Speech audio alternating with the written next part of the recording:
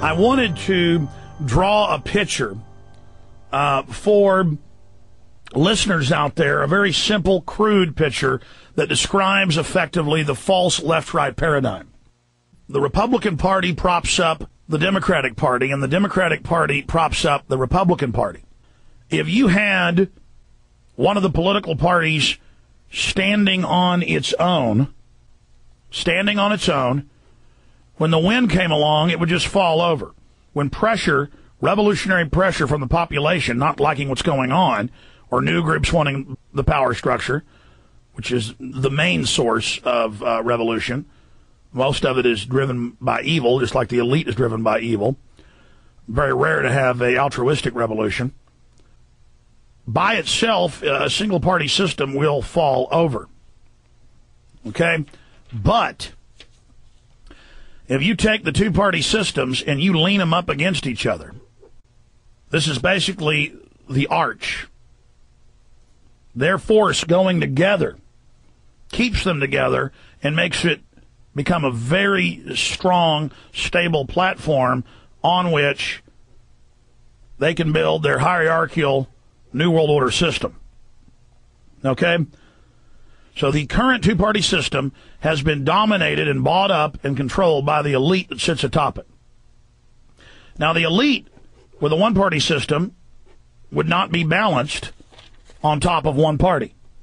They would be subject to being toppled, being pushed over easily. But you put the two parties up against each other, they form a royal arch. And now it's very hard to separate those two because they're leaning up against each other. I mean, this is really simple, but I want to explain this to people. Check it out, folks. Why do you see so many leftists who mean well, like Rage Against the Machine, Tom Morello, or Henry Rollins, who are right on so many issues but then believe in leftist policies? We need a global carbon tax. But there's an elite funding that. No, the elite, the big corporations are against it because the media advertises that big corporations and oil companies are against it. Henry Rollins doesn't know, doesn't have the documents. It doesn't understand that actually that's part of a sophisticated game that, the big corporations say publicly, we don't want this, it's bad, while they actually fund it. They know the public's awake to the fact that they're corrupt, so the public will be fooled and go and support the agenda. It's please don't throw me in the briar patch. It's the old briar rabbit situation. Here's the political field, and this is where the population resides. And then we supposedly, through the grassroots, come up into the political party.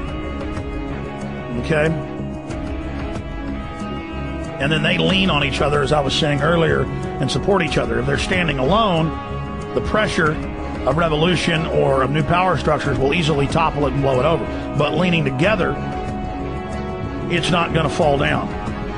Okay? Now, I know that's simple.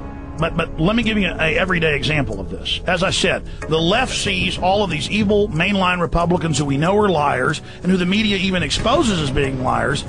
They see them lying about everything else. So if the Republicans come out and say, we're against a global carbon tax, well, then by God, I'm for a global carbon tax. And so that's how the two sides leaning up against each other give the other side support. And so Democrats over here, Republicans over here, Republicans attack Barack Obama. And then the Democrats attack John McCain.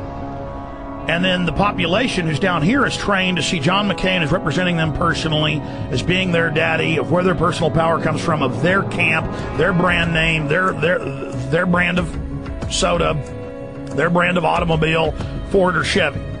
And so this is a controlled paradigm.